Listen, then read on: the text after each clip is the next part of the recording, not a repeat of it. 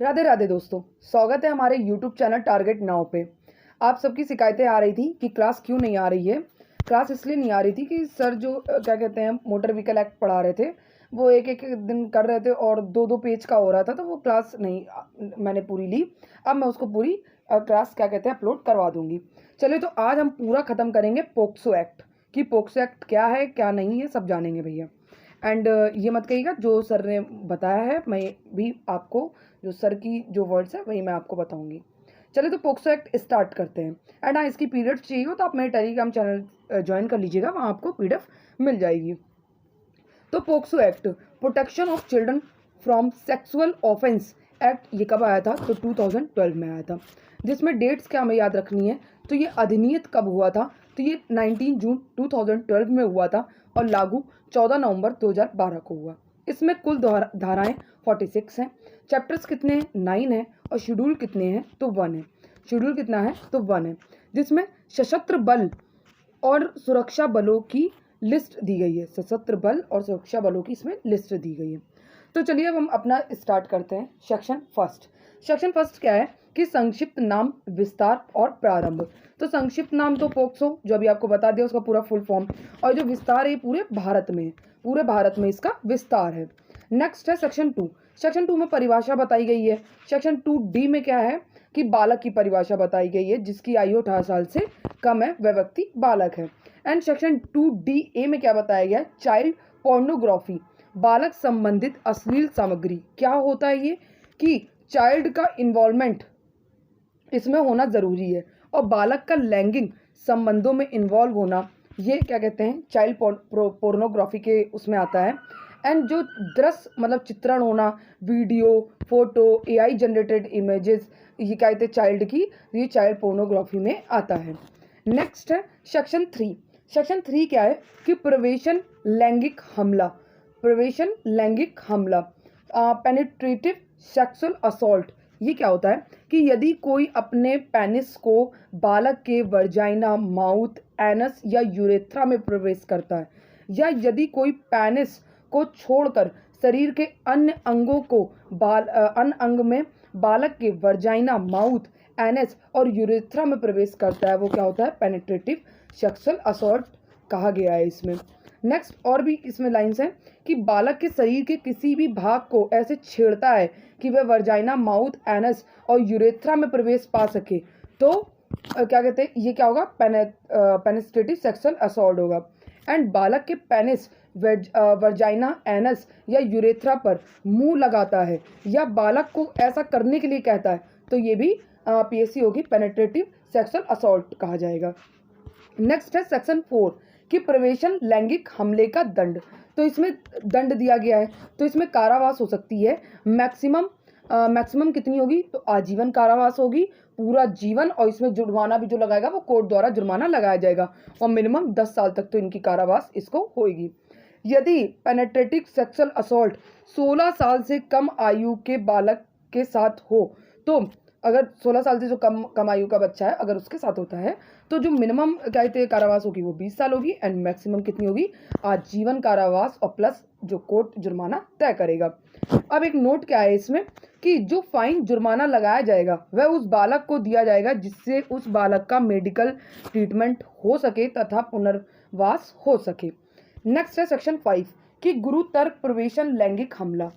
ये क्या होता है कि किसी पुलिस अधिकारी द्वारा, सशस्त्र बलों के सदस्य द्वारा, लोक सेवक द्वारा, जेल स्टाफ द्वारा या स्कूल द्वारा, हॉस्पिटल स्टाफ, गवर्नमेंट और प्राइवेट द्वारा या गैंग के द्वारा पेनिट्रेटिव असॉल्ट होता है, तो ये क्या कहते हैं? ये क्या कहलाया जाएगा? गुरुतर प्रवेशन लैंगिक हमला कहलाया जाएगा।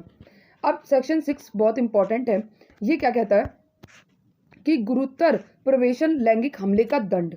तो गुरुतर प्रवेशन लैंगिक हमले का दंड बताया गया है इसमें। और इसमें जेल जो कठोर कारावास होगी, इसमें मिनिमम 20 साल और मैक्सिमम आजीवन कारावास या मृत्यु दंड तक दिया जा सकता है। और फाइन कौन लगाएगा? तो भैया कोर्ट लगाएंगे, कोर्ट द्वारा फाइन लगाया जाएगा। नेक्स्ट है सेक्शन 7।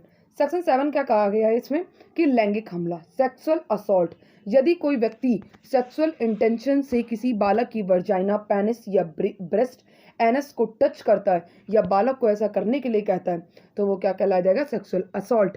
और इसमें पेनिट्रेशन शामिल नहीं, ये सिर्फ सेक्सुअल असॉल्ट है। और वो क्या था, पेनिट्रेटिव सेक्सुअल असॉल्ट था।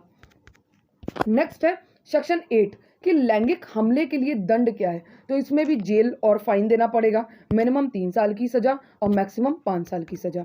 नेक्स्ट है सेक्शन 9 कि क्या कहते हैं, गुरुतर लैंगिक हमला। यदि लैंगिक हमला किसी पुलिस अधिकारी, सशस्त्र बल के सदस्य और लोक सेवक, hospital staff, jail, school and staff मतलब इनमें शामिल हैं और गैंग भी कार्य करे तो ये क्या कहलाया जाएगा, तो ये कहलाया जाता है गुरुतर लैंगिक हमला कहलाया जाता है। और इसमें भी सेक्शन 10 में इसका कहते हैं दंड का प्रावधान है कि अगर गुरुतर लैंगिक हमला का दंड क्या है, मिनिमम 5 साल की सजा और मैक्सिमम 7 साल की इसमें सजा दी जाएगी। नेक्स्ट है सेक्शन 11। सेक्शन 11 क्या है कि सेक्सुअल हैरेसमेंट। अगर यदि कोई शब्द करे, आवाज़ करे या अंग विक्षेप करे या शरीर का कोई भाग दिखाए, जैसे नहीं होते छपरी जो मतलब लड़कियों को देख के बोलने लगते हैं क्या लग रही हो, वो सब ये सारे जो कमेंट्स होती हैं, तो जो सेक्सुअल हैरेसमेंट है उसमें बच्चे से शरीर का कोई भाग दिखाने के लिए या फिर कहे या बच्चे को अश्लील दिखाता है कोई भी चीज़, या बालक का इलेक्ट्रॉनिक या सीधे ही पीछा करना, कांटेक्ट करने की कोशिश या प्रयास करना, या बालक के शरीर के किसी भाग, सेक्सुअल इन्वॉल्वमेंट की वीडियो आदि को मीडिया में चलाने की धमकी देना और पोर्नोग्राफी का प्रलोभन देता है, तो ये सब सेक्सुअल हैरेसमेंट कहलाया जाएगा। ये सब सेक्सुअल हैरेसमेंट कहलाया जाएगा। अब आते हैं सेक्शन 12 में कि लैंगिक उत्पीड़न का दंड। ये लैंगिक उत्पीड़न का जो दंड है ये कहते हैं इसमें जेल हो सकती है 3 साल तक की और फाइन भी दिया जाएगा। सेक्शन 13 में है कि अश्लील प्रयोजनों के लिए बालकों का प्रयोग। जो कोई किसी भी तरह की मीडिया में कार्यक्रम या विज्ञापन में बालक के प्राइवेट पार्ट को दिखाता है, बालक के सेक्सुअल इन्वॉल्वमेंट को दिखाता है या बालक को गलत या अश्लील तरीके से दिखाता है तो माना जाएगा कि वह बालक का उपयोग अश्लील प्रयोजनों के लिए कर रहा है। अब आते हैं सेक्शन 14 में कि सेक्शन 14 में क्या है कि बालकों का अश्लील उपयोग करने का दंड क्या है। तो दंड क्या है, पहली बार में करता है तो 5 साल से कम नहीं और जुर्माना भी, और दूसरी बार करता है तो 7 साल से कम सजा तो मिलेगी नहीं और इसमें फाइन भी इनको देना पड़ेगा। अब आते हैं सेक्शन 15 में कि चाइल्ड पोर्नोग्राफी से संबंधित अपराध और दंड क्या है। तो इसमें अपराध अगर अश्लील सामग्री को स्टोर करता है तो पहली बार में तो इनको 5,000 रुपये का फाइन देना पड़ेगा कम से कम, और दूसरी बार में इनको 10,000 रुपये का इनको फाइन देना पड़ेगा। नेक्स्ट है कि अगर फिर अपराध करता है यही चीज़ तो अश्लील सामग्री को बांटता है, अगर अश्लील सामग्री को ये बांटता है, दिखाता है, प्रचार करता है तो जेल 3 साल तक की होगी और फाइन भी कहते कोर्ट ये डिसाइड करेगा जुर्माना, और दोनों से भी इनको सजा ये मिल सकती है। अश्लील सामग्री को बेचने के लिए रखता है तो पहली बार में तो इनको 3 साल की जेल होगी और 3 साल की और मैक्सिमम कितनी 5 साल की जेल होगी। लेकिन अगर दूसरी बार यही काम करते हैं तो इनको मिनिमम 5 साल की सज़ा और मैक्सिमम 7 साल की सज़ा। नेक्स्ट है सेक्शन 19 अपराधों की रिपोर्ट करना।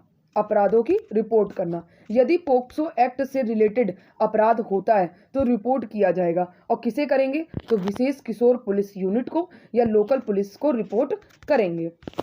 अब आते हैं सेक्शन 20 में, यदि पोक्सो एक्ट से रिलेटेड अपराध होता है तो मीडिया, होटल, लॉन्ज, अस्पताल, क्लब एंड स्टूडियो कर्मचारी की जिम्मेदारी है कि यह अपराध की जानकारी व चाइल्ड पोर्नोग्राफी की जानकारी कहते पुलिस को दें। किसको दें? पुलिस को दें।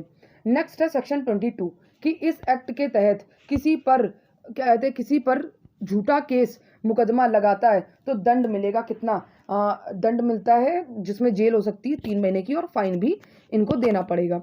नेक्स्ट है सेक्शन 24 कि बालक के स्टेटमेंट, बयान और रिकॉर्ड करना। तो इस स्टेटमेंट जो रिकॉर्ड होंगे वो पुलिस करेगी, घर पर भी कर सकती है जहां, या वो बालक चाहे वहां पर कर सकती है, या बालक की पसंदीदा जगह में भी पुलिस उसका बयान रिकॉर्ड कर सकती है। एंड बालक का जो स्टेटमेंट होगा वो कौन रिकॉर्ड करेगा, तो मिनिमम SI रैंक का अधिकारी तो फिलहाल हो, और वो भी सिर्फ कौन, केवल महिला अधिकारी हो, और जब वो स्टेटमेंट रिकॉर्ड कर रही होगी तो महिला अधिकारी वर्दी नहीं पहनेगी। रात में बालक को थाने नहीं रोका जा सकता है, और बालक की पहचान उजागर रिवील नहीं की जाएगी कब तक, जब तक कोर्ट अनुमति नहीं देगी। अब आते हैं सेक्शन 25 में कि मजिस्ट्रेट के द्वारा बालक का स्टेटमेंट रिकॉर्ड किया जाएगा। किसके द्वारा? मजिस्ट्रेट के द्वारा। नेक्स्ट है कि सेक्शन 27 क्या है कि बालक का चिकित्सक परीक्षण मतलब मेडिकल टेस्ट बालिका के मामले में ओनली कौन करेंगी? फीमेल करेंगी। अगर पुरुष है तो वो पुरुष महिला दोनों कर सकती हैं, लेकिन अगर वो फीमेल है तो एक मेल डॉक्टर ही क्या कहते हैं उसकी जांच करेगी। और मेडिकल टेस्ट के समय बालक के परिजन साथ रहेंगे, बालक के परिजन साथ रहेंगे। अब आते हैं हम सेक्शन 28 में कि विशेष न्यायालय स्पेशल कोर्ट का गठन क्यों करते हैं? ताकि जल्दी सुनवाई हो। इसके लिए स्पेशल कोर्ट का गठन होता है जल्दी सुनवाई के लिए। और कौन करेगा? तो ये राज्य सरकार द्वारा इसको गठन करा जाता है। और हर जिले में गठन होगी। सत्र न्यायालय को ही विशेष न्यायालय बनाया जाएगा, सत्र न्यायालय को ही विशेष न्यायालय इसमें बना दिया जाता है। एंड स्पेशल कोर्ट्स के गठन के पहले राज्य के मुख्य न्यायाधीश से सलाह ली जाएगी। किससे ली जाएगी? तो राज्य के जो मुख्य न्यायाधीश होंगे उससे सलाह ली जाएगी स्पेशल कोर्ट्स का गठन करने के लिए। अब आते हैं सेक्शन 32 कि विशेष लोक अभियोजक की नियुक्ति विशेष न्यायालयों में अपॉइंट किया जाएगा, विशेष न्यायालयों में अपॉइंट किया जाएगा।